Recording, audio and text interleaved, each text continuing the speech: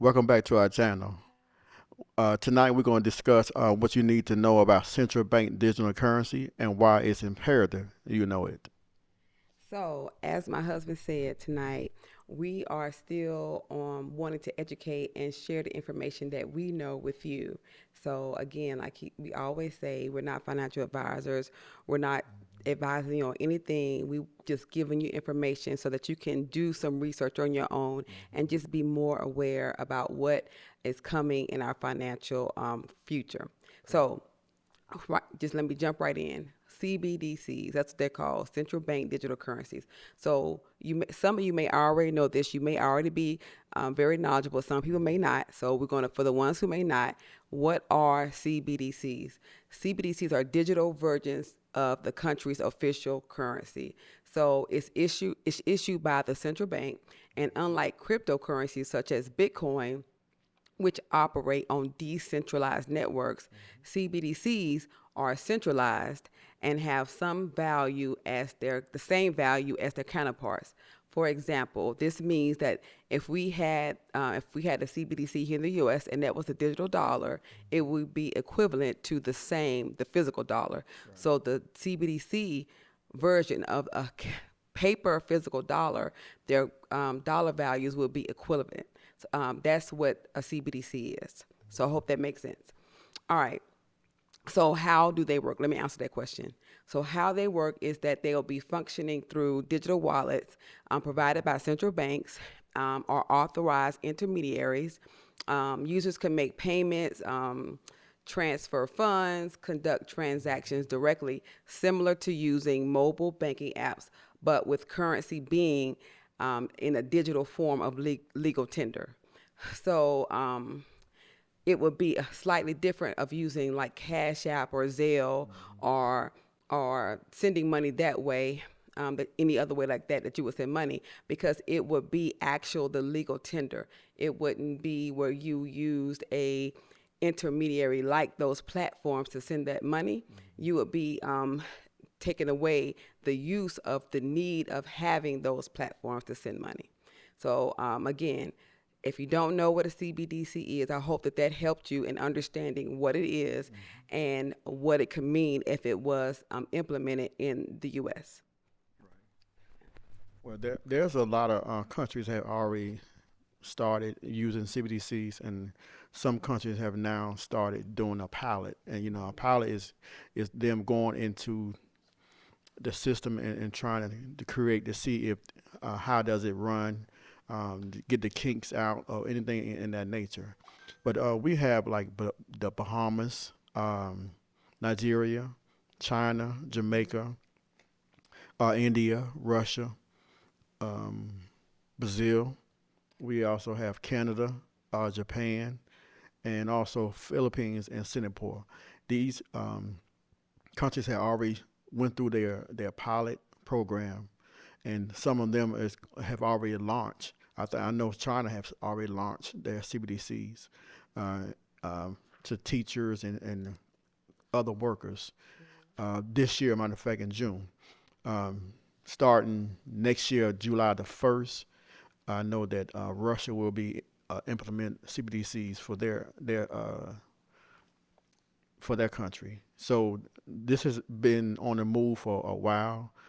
United States have been doing a pilot as well, but at this time we don't know if they're going to use CBDCs or not.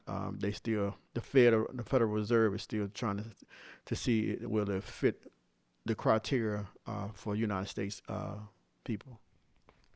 Right, and like my husband said, the U.S. is exploring the concept. They've initiated research and a pilot program called Project Hamilton to understand the implications for implementation in the U.S. So just look these things up on your own and get some familiarity and understanding of how it could impact you. So I also want to share with you like some of the concerns that we feel are concerns if the CBDCs were implemented in the U.S. And so first, let me just say that it would be a concern related to like security and transparency to us.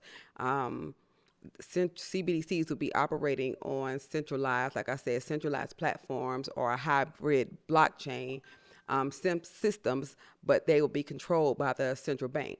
So they will offer, in the central bank's perspective, higher transparency for regulators. So what that means for you is more transparency in what you have. And so a lot of concerns are about, like, let's see, about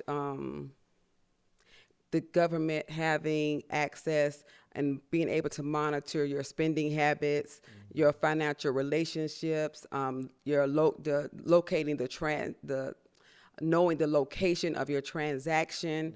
Let's see, also the potential for like government surveillance, to be able to incorporate programmable features into a CBDC, like putting spending limits on it, putting restrictions on it.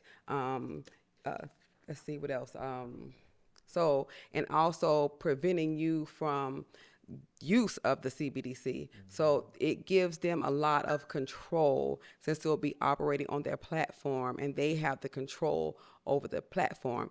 That's the reason why we like crypto, because it is decentralized, which is the opposite of centralized, where it is the U.S. government does not have that same control over the movement of money and the same level of transparency into it, into what's happening. Like if we do a transaction, it is not based on the government system to be able to look into and monitor that transaction. Right. So that's the difference between centralized and decentralized. When you hear people say that about cryptocurrency, that is the difference. That's why a lot of people are attracted to it. So it also could lead to abuse by authorities that, like I said, they could freeze your account, they could impose fines, they could force you to adopt social policies by saying something like, for example, if you don't do this, then we're going to stop your CBDCs from coming, or stop your payments. And so the one way that a CBDC could be done or sent to you is like your tax refunds, right? So your tax refunds could be sent to you using this new CBDC method and not directly to your bank account. Right. So just think about it. If they had use over your tax refund, knowing how you spend it, what you spend it on, where you got it, where it was sent to, all of these things, this lack of transparency are concerns that we feel like that people should be aware of. Now, two things I need to mention. That there's two types of CBDCs. There's wholesale CBDCs and there's retail CBDC. Wholesale CBDCs are for the countries where they will be using to send cross-border payments using XRP, which XRP is geared to do that. And then retail, which will be us and is consumers, and that will be used through XLM transition. So those two right there will be kind of leading the way on the CBDCs moving forward. So that's why we're telling you now. It's very important that you go and kind of familiar yourself with this information. So it's not a fear tactic. It's just more of you educating yourself on what's coming down the road. And like I said, we don't know at the time that United States will do this.